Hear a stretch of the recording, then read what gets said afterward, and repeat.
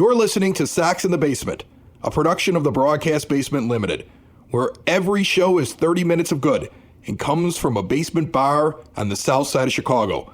Pull up a stool, pour a cold one, and join us right now for Sox in the Basement. Heard everywhere podcasts can be found, and always at soxinthebasement.com. I'm having a kiddie drink today. I always think a Gatorade is a kid drink because my kids love it. Why is that? Well, I mean, yeah, I guess kids really do. They just love it for the flavor. It's the thirst aid for the deep down body thirst. I just made myself as old as I actually am because most people don't. People don't remember that slogan. Yeah, they don't remember that. An old school. Yeah, Gatorade is thirst aid for that deep down body thirst, and I'm having it because I think I'm the next person in the line of millions and millions and millions of people that have gotten whatever this stomach thing is, and so I'm just trying to put the electrolytes back in. But the kids love it. The kids drink it like it's fruit punch, and I'm always like, you didn't do anything. You don't get to have Gatorade unless you do something like active. Playing Minecraft is not a Gatorade activity. That's the rule in my house, at least. No, I don't care how much you button mash, you just cannot use up enough energy out of those fingers.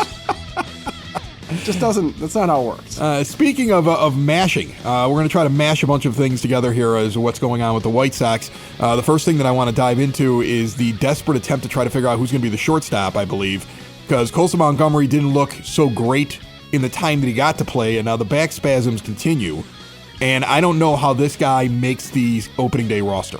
I just don't see how it happens.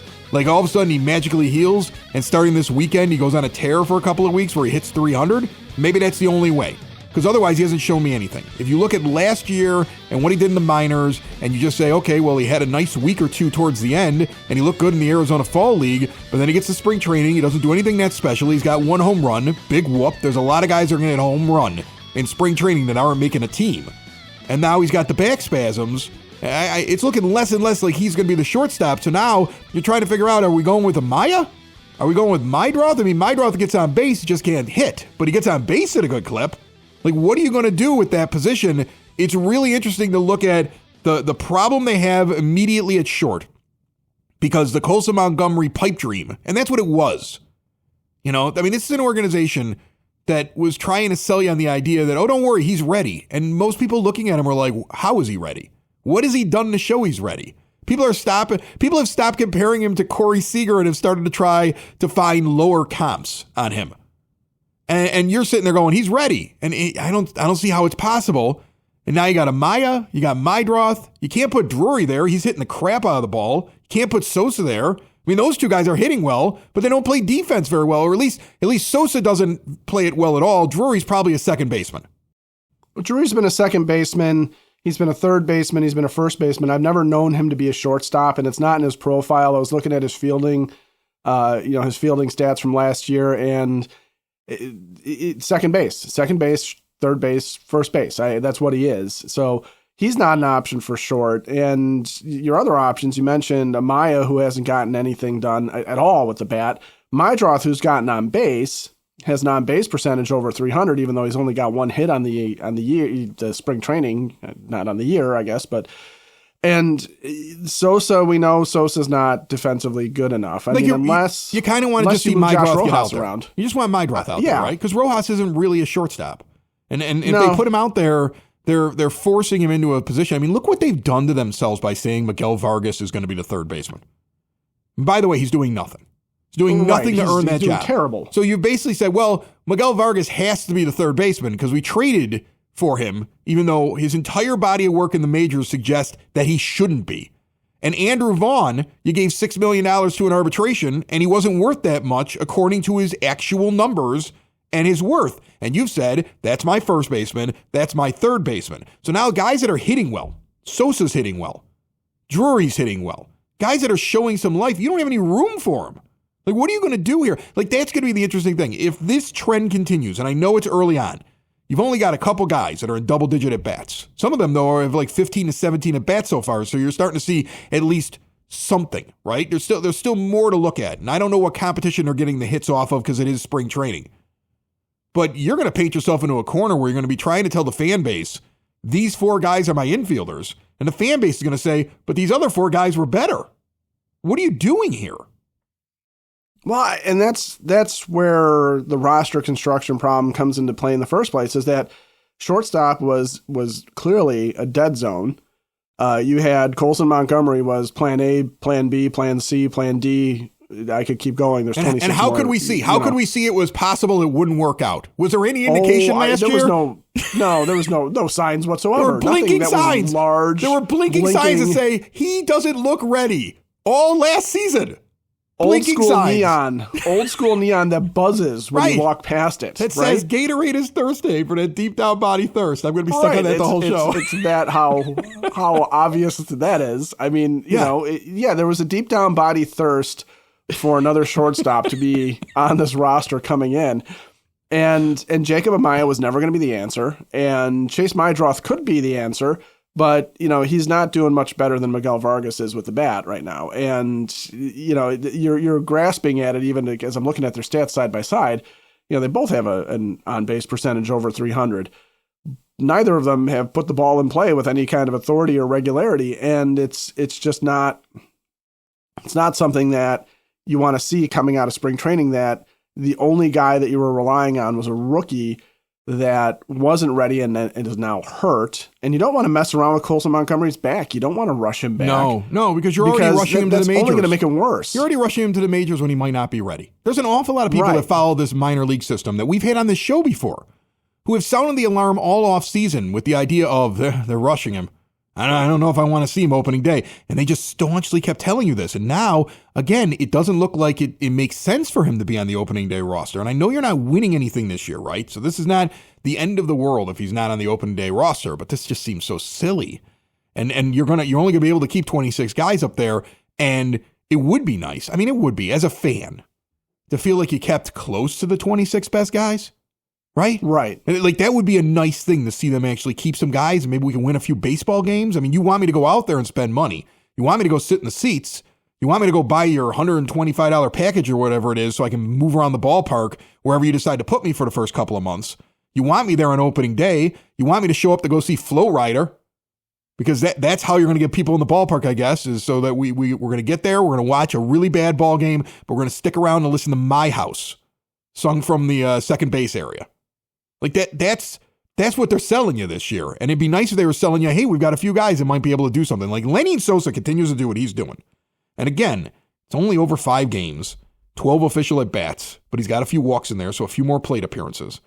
But he's hitting the ball. He's contributing. He's hitting .417 with a OPS over 1,000. Again, small sample sizes, you get these big differences in the numbers.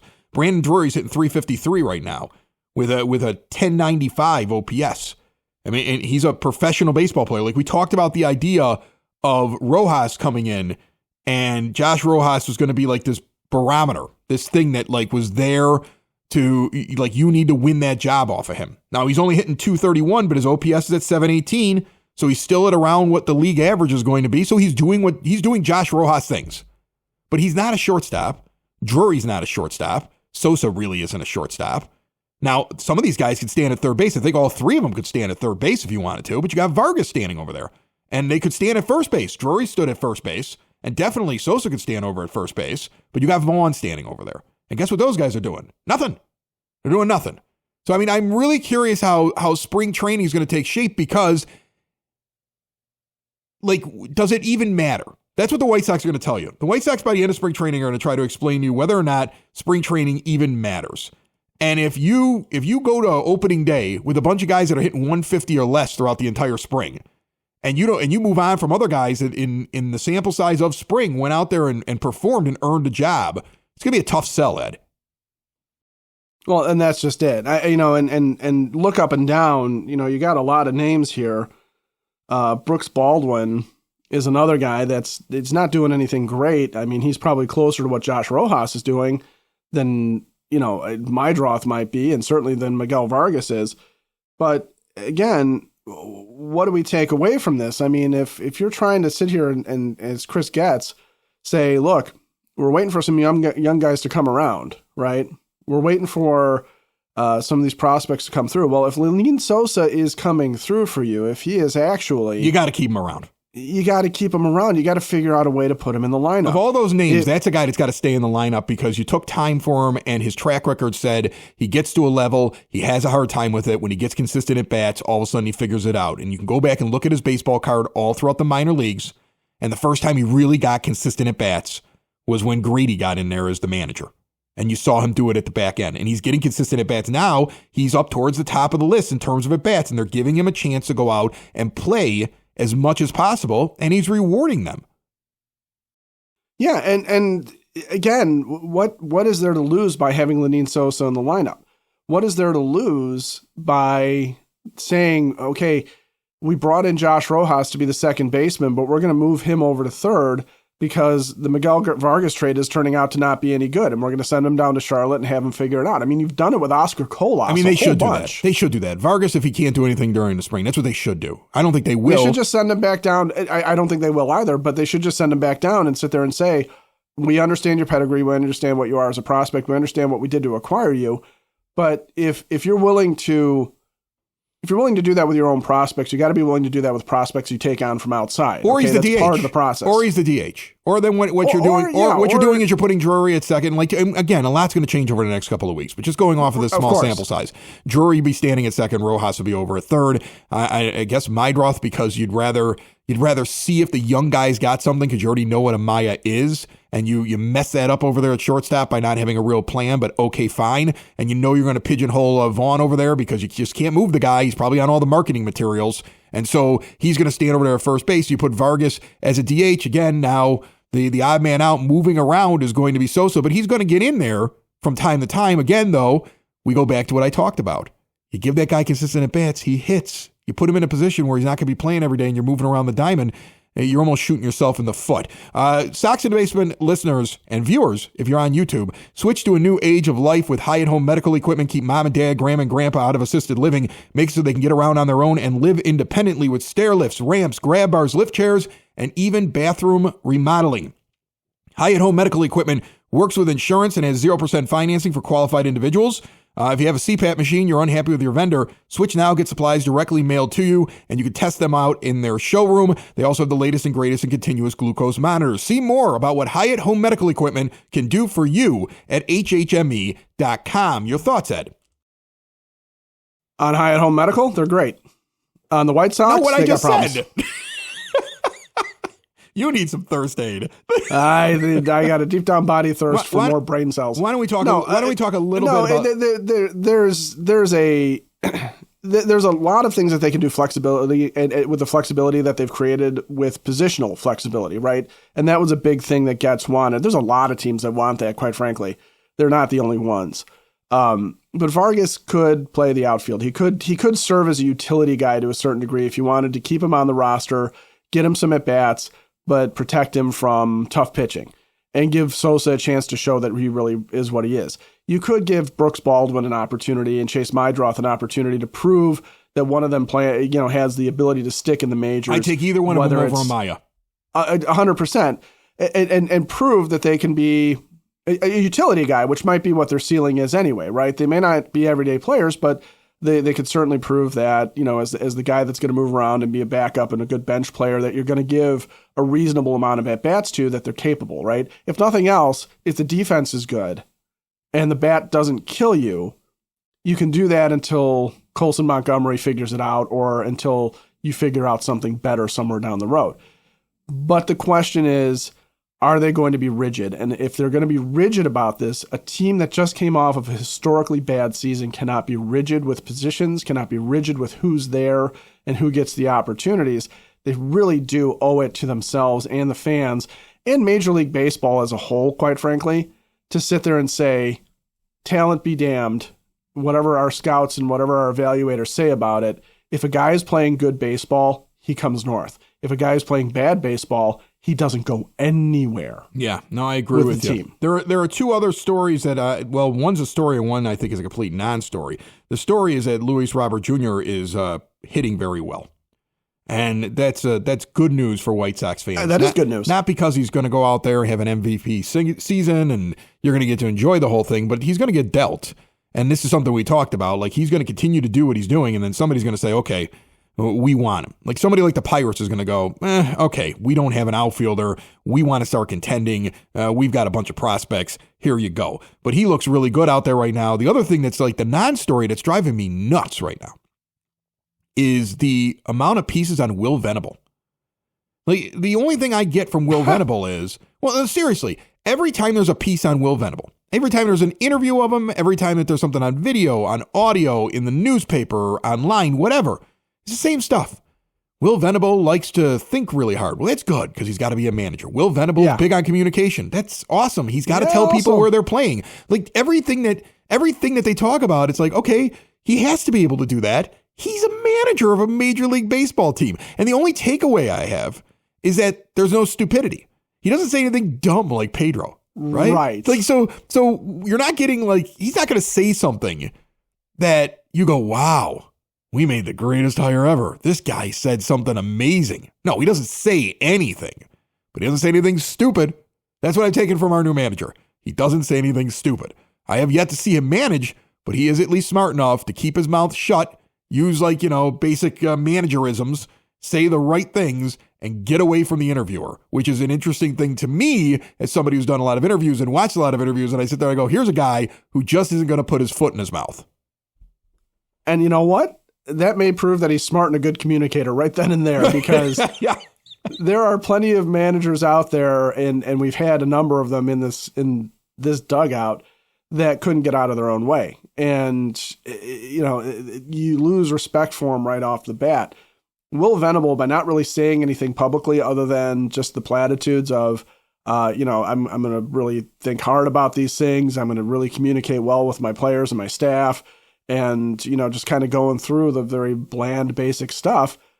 At the end of the day, whatever he's saying behind closed doors to the players isn't getting upended by something in the newspapers, right? He's not sitting there feeding the fans and feeding the press a line that the team is going to sit there and go, no, that's not what's going on here, man. You're not that way. I mean, Pedro lost the clubhouse, I think, in part because the way he spoke about things and the way he spoke to the players, clearly there was something wrong there, right? There was something off, because you had Gavin Sheets and among others standing up and going, no, this is garbage. What's going on in here?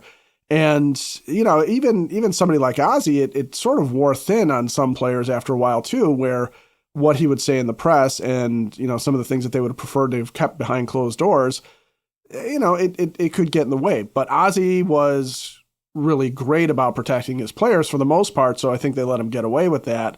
And he was a big personality, and I don't think anyone's ever going to fill those shoes. If Will Venable is extremely boring, but doesn't make mistakes in game and puts guys in positions to succeed, then I don't care. He can be boring. I don't need him to have a personality. He does not need to be Ozzie. He does not need to be Ditka. He does not need to be anything of any real note. He just needs to be a guy that doesn't screw up, because that would be a refreshing change from dugouts past. Let's face it. It's not been a murderer's row of intelligence that we've had outside of the occasional Ozzie Guillen. Well, everybody looks better after you've had Terry Bevington as your manager. Well, until Pedro came along. Well, and Tony fell asleep in the dugout his second time around here. That was also bad. They seem to find ways to lower the bar. The White Sox organization has always found a way to take, when we didn't think that it could get lower than Jerry Manuel falling asleep, well, we could always look back at Boom Boom Bevington. When we didn't think, it could get lower than Bevington, then here comes Pedro. But when we didn't think it could get less, like, oh my gosh, square peg round hole, here's Tony La Russa way after his career should have been over in the dugout. A history of sleeping in the dugout. That's a White Sox thing. They should put that into the intro with the Pirates of the Caribbean music. Dun, dun, dun, dun, dun, dun, dun, just do like a collage of guys sleeping. I'm kind of wondering though, like, is a white noise machine really the best thing to have in the dugout? Probably a bad idea. They should just have a Gatorade thing for those deep down body thirsts. Oh my gosh, you went back to it. Looking at pitching, and we mentioned this at the end of the last show, I'm not concerned too much about their pitching, because as of today, as I sit here and talk with all of you, they have 17 pitchers that have pitched at least one inning. Many have pitched 3 or 4 innings on this list, but 17 pitchers that have a 1.09 walks and hits per innings pitched, a 1.09 whip or lower, which is perfect for the bullpen and spectacular for a starter. And they have several starters or potential starters that have at least shown effectiveness when they're on the mound. Martin Perez, he's only got 2 innings pitched. He's only let on 1 base runner, so he's got a 0.50 whip. It's very easy to do that calculation in my head. Davis Martin has had 4 innings pitched. He's only put 1 guy on, so he has a 0.25 whip. Again, small numbers, but I'm seeing guys that are keeping players off base. I'm seeing names that should end up in the bullpen, like Jordan Leisure, that has been very effective. Cam Boozer, remember, they picked up. He's been very effective. Mason Adams is a name that we brought up at the end of last year. We had some of the guys from Future Sox on that talked about him. There was people who suggested he could actually get a chance to come up and start before the year ended last year because he was red hot. He's only had 3 innings thus far, and he's only put 3 base runners on over those 3 innings. He's been effective. He has not been used as a starter per se, but even some starters don't start the games in spring training. It'd be interesting to see. He's had 1 outing of an inning, 1 outing of 2 innings. They're getting him going. Is he a sleeper? Is he one of those guys who could slide in there? Bryce Wilson has not been used very much. Again, he could be a swing guy, but after I say all of that, we have the same thing going on with the pitching staff as we have with the position players. They've already basically declared that Jonathan Cannon's in the rotation, and he has not been very effective, at least in a very small sample size. No, not really. I mean, it's a small sample size, again. So it's interesting. Like, that's going to be kind of the story of spring training. What they want as a team, does it even match up with the performance on the field during these only a few weeks, which is spring training? No, you're absolutely right. It is a similar situation with the position players where when you say Jonathan Cannon's going to be there, but then if Cannon doesn't go out, it's not like he performed super well last year either to where he gets the benefit of the doubt. If he doesn't go out and perform, then why is it that somebody else shouldn't take his place? Now, I get that you might sit there and say, well, Hagen Smith is going to look really great in spring training, but we're not ready to put him into the actual fire of an MLB season. Or even Mason Adams, maybe you're not sure you want to do that. But I think at least with the pitchers, unlike with the position players, if somebody goes out and has a couple of bad starts, then you're going to sit there and say, well, okay, you know what? We gave you a shot. We can bring somebody else up. And usually you have a little bit more flexibility. I think the problem that they have more with the position players is that you just don't have the depth there. And I think they at least have options and they have some depth with the pitching that you're going to be able to get by, even if somebody underperforms, even if you're sitting there going, hey, we really believe in this guy, but he doesn't look great, but we're going to give him an opportunity to turn it around. And if he still doesn't look great, here's the next guy up. So if Cannon goes and gets a couple of starts and looks terrible, and Mason Adams is rocking it down in the minors, and you say, okay, you know what? It's Mason Adams' turn to come up and do it. Or if you leave, say, Sean Burke off of it, in favor of somebody else, and Cannon doesn't perform, at least Burke's sitting there. Because I don't get, unlike the shortstop issue. I don't get if it's because, well, I don't want to hurt their confidence, and the guy's already been up in the majors, so like if we send him down, then he's done. I don't think anybody's done anything in the last year or so that warrants an automatic spot in the rotation, right? Like if you showed up for spring and you're not doing it, somebody else shows up in spring and they're doing it. It really should be open competition. All these guys really should be on the same level. That's kind of how I feel about it. Maybe I'm wrong. Maybe I'm not a pitching guru. I'm not Brian Bannister. I don't know how many guys they have on their list where like, well, if this guy does well, he's ready for the majors. Maybe they just don't deem these guys who have had enough innings down in the minor leagues. But to me, it seems like it should be best guy in this pitching staff. Whole pitching staff should be whoever's the best at their job and does well in the spring, I would take. Because there's nothing wrong with sending a guy down who's off to a slow start and getting him worked down in AAA until he's ready and confident he can be back up here in May. So that's how I would treat my staff. So again, it's weird to hear things early on in spring like this guy's got a job. And you're like, well, why? Right? Like I like Jonathan Cannon. I liked him last year. But it sounds like he's already got a job. Miguel Vargas, I get what you gave up for him. It sounds like he's already got a job. And that's the weird thing. You lost over 120 games last year. Nobody should have a job. Nobody should be assured of anything. I mean, like, okay, fine. Luis Robert Jr., he's going to have a job because he's playing well in spring and he's your best trade chip. So, yeah, okay, there's a couple guys that you'd be like, oh, well, of course he's going to have a job. But the majority of this team, nothing should be assured to anyone. They should be going out there, and there should be just flat out open competition, because what's the worst that happens? If you have an option to go to the minor leagues, AAA should just be the place that you go and hang out until you earn the spot to get back up there and try it again. And that's the weird thing to me about how they're kind of already naming some guys here and there. They're already kind of saying, well, this guy's going to make the rotation. This guy's going to do this. This guy's going to do that. Like, I'm okay if you sit there and you suggest Davis Martin's making the team. He's looked pretty good while he's out there. I expect Martin Perez to make the team. That's why he went out and signed him, even if it was a minor deal. I get that. But there's just some of these names. Like, I don't understand what's wrong with not telling Miguel Vargas that he doesn't have a job right off the bat, that he's going to be the third baseman. I don't get that, because it's a sunk cost. You're getting rid of those players likely anyway that you got rid of for him. Right? Who did they throw in that trade? It was Eric Fetty and Michael Kopech. Okay. Right? That was primarily who they threw into that and trade. Pham went, right? Pham moved down to St. Louis as part of that deal? And Tommy Pham, yeah. So Pham was never coming back. Kopech and Fetty were both pieces, right? And they should have done better with those two pieces. They should have. They should have been able to do better. Fetty's going to be an effective pitcher this year. And if I don't remember incorrectly, you still had him under control for this year. Yeah. Oh, yeah. He was under contract for this year, reasonably speaking. I think Kopech they wanted to move on from. All right. So if Vargas is nothing, if he's a big nothing burger, then yeah, it's a failed trade, because you at least could have had Fetty standing out there. But in terms of long term, for when this team is actually competitive, none of those guys matter. Kopech was going to be gone well before this team was competitive. Fetty's contract was up well before this team was competitive. So none of those guys matter. So they got to stop thinking like, okay, well, we gave up these players to get this guy, and if he doesn't work out, we look like failures. You can't fix how we're going to feel if he doesn't work out. But don't double down on it. That's all I'm saying. Like, I think... I think a guy like Vargas, you want to give him every opportunity in spring, great. But I don't know why you're declaring that he's the third baseman. Just like I don't get the automatic it's going to be Cannon when you have so many young pitchers that are down there. And again, Jonathan Cannon may come out in his next two starts and look amazing.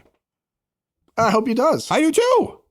I mean, and that's the thing. With the Miguel Vargas trade, let's say that after, because it's a deadline deal, and in the limited amount of time that you have to sit there and think about it and go over what's being offered, let's say that Miguel Vargas, from the standpoint of pedigree and talent, was the most interesting thing that was on the table for that trade, okay, for those guys. And let's say that, whatever else was out there was, kind of middle of the road, didn't really excite you, low ceiling, high floor kind of players that were, okay, right?